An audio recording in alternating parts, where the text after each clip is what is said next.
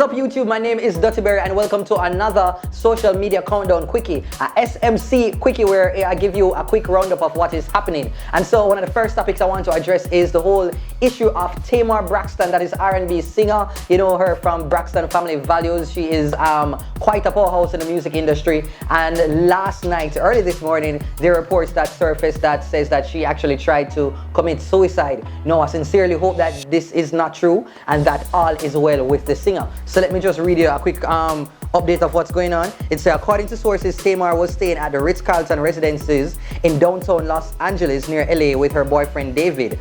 We are told that David found Tamar unresponsive and called 911 to report his girlfriend had been drinking and taking an unknown amount of prescription pills. Sources say he believed it was a possible suicide attempt. No, wow. The LAPD confirmed to the blast that they received a call around 9:45 p.m. in regard to a 43-year-old female who had a medical emergency listed as a possible overdose. Officers are following the woman to the hospital for further investigation. The singer has been attempting to get out of her contract, believing she has been screwed over for years. Things got worse this week when the trailer for Tamar's new WeTV reality show Get Your Life was released. We're told Tamar felt blindsided by it and hated the way it portrayed her.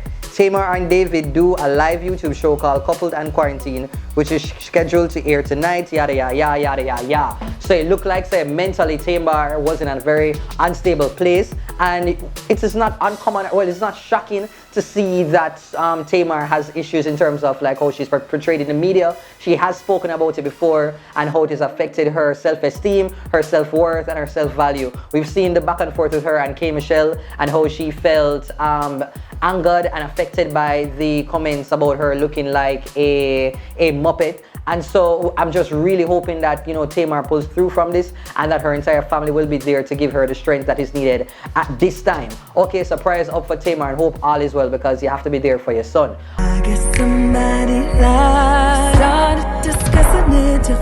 wow, so okay, I'm going to just jump into the next story, and this story has to do with Meg the Stallion, the lady with the strong knees, and Torey Lanez. Now, some time ago, we heard that Torey Lanez, he was found, you know, possessing a gun, and he was brought into the police, and Meg the Stallion show was a part of it, and we saw that just before that, they were all hanging out with Kylie Jenner. Some of you know what kind of crosses Kylie got out for all of them little crosses here for come befall the artist them. But anyhow, let me read what Megan had to say. So it said Torey Lanez allegedly shot Megan the Stallion as she was trying to leave. Like, what the boxfoot? So anyhow, it said, according to page 6, Torey Lanez is suspected of firing the shot that eventually wounded Megan the Stallion following a dispute between the two on Sunday. A close source told page 6 that Torey fired the shots from within the vehicle while Megan was outside trying to leave, adding that there is a video and the police are investigating. This is a case of a man physically harming and abusing a woman.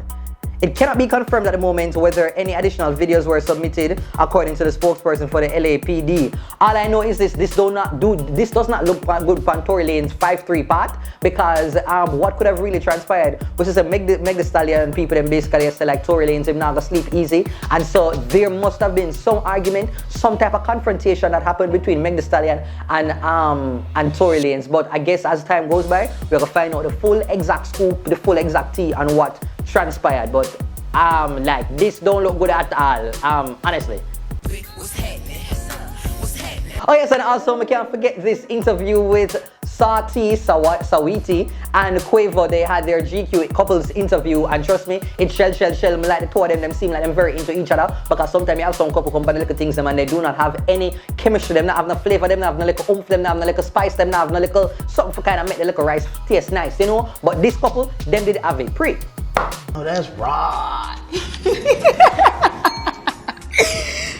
I know that's right. Like, it could be used in... Alright, so yeah man, big up Saweetie and Quavo. Time you can never take mine, end up on a dateline. And also, on a little side note, I forgot to talk about this RIP to Clive Duncan. Now, he is a Jamaican local actor. You know him for, you know, acting in Lime Tree Lane as well as Royal Palm Estate. And so finally, I have to go and show you this accident that happened somewhere around one part in one parking lot. I do not know how this person just missed me them parking and end up in the other parking around the next section and for come and damage people them good car. Like, how this happened? How the box foot this happened?